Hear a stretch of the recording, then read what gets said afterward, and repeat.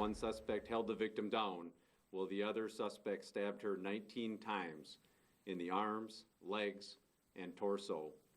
Many of the stab wounds struck major organs, but incredibly and thankfully, the victim survived this brutal assault.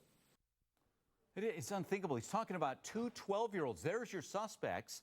They're facing attempted murder charges after stabbing another 12-year-old 19 times. Now, police say this was a plot. It was hatched back in December and finally carried out Friday night. They invite the victim over for a sleepover. They were going to kill her that night, didn't. Instead, it's the next morning. They're playing the innocent game of hide and seek. Then the game ends, as he just described. One's holding the victim down and says, "Go crazy, go ballistic." That's when the stabbing ensues 19 times. The arms, hands, and torso. The victim fighting for her life. The two girls charged as adults. Now, why? What's the motive here? Police say these two had a twisted affinity for death and horror, obsessed with some mythological demon-like figure named Slender Man. And by killing, they would become his proxies and then run off and live with him in a nearby forest. Got to bring in psychotherapist and author of the book Till Death Do Us Part, Robbie Ludwig, as we look at the creepypasta website where they get some of these ideas. And also with us, criminal defense attorney Janet Johnson. Happy birthday, but a rough story here on your birthday. Robbie, terrible. we'll start with you. How do 12-year-olds take? I mean, a lot of 12-year-olds are fascinated with horror movies. How do they take it to this?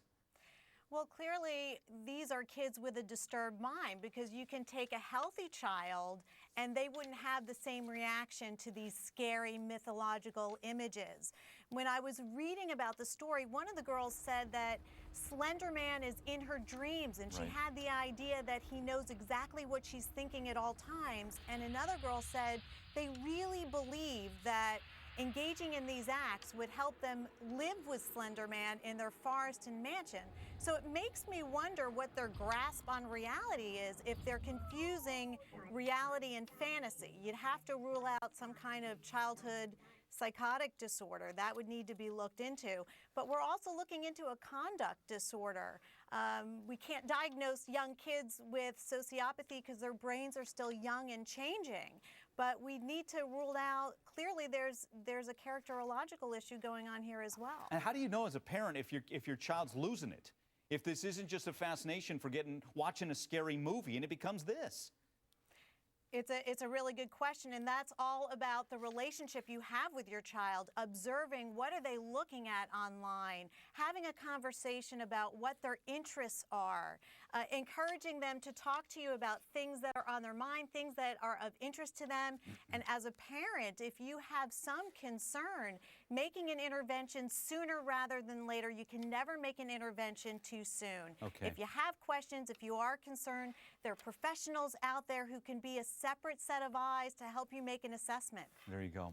And the proprietor of this website I'd mentioned, Creepypasta, I mean, basically their statement is, don't blame us. You know, a lot of people watch, but let me read it. It says this: most people don't watch Hannibal and turn into serial killers. That goes on to say, I don't believe that it's the fault of Slender Man or horror writing in general that this happened. I remember reading scary stories and watching slasher movies when I was a child and younger teenager, and while they certainly gave me nightmares, they did not instill in me a desire to murder my friends. So there's that statement there. Let's get to the charges here. Janet, 12-year-olds charged as adults. Is it because of the violent nature of this, or is that just where you start? No, I think it is because of the violent nature, but when we talk about how their brains aren't fully developed, their personalities aren't developed, and the fact that two girls did it, I mean, it's not just one lone actor. This is peer pressure at work. This is what happens with juveniles, is what one might not do alone, another one could get them to do as a group.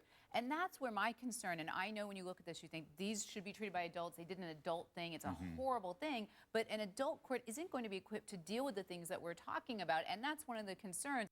You know, these are still little girls, even though they're doing horrible things, and when they're questioned, they confess like all other juveniles. When I represent juveniles, they're taught to tell the truth, and even though they do horrible things, they usually confess. Okay. Do you expect it to end up in juvenile court? And the backdrop here is, as I'd mentioned at the outset, this was a plot hatched in December. I mean, Right. December, little 12-year-olds Right. should be thinking about Christmas and Right. gifts, And- not right. killing a friend. And talk about premeditation. I mean, that's the thing. You can't say that they snapped. This is something that's been 6 months, the build up to this. But usually, in my experience, once it goes to adult court, they don't go back to juvenile. That process isn't usually reversed. So I would expect they're treated like adults. But hopefully, even in adult court, there's youthful offender. There's programs that they hopefully design for children. And let's face it, these are all children that we're talking about. I know.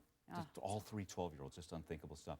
Janet, thank you, and again, Thanks, happy Mike. birthday. Thanks, Mike. Robbie, thanks. Great seeing you as always. Thank you. All right, coming up.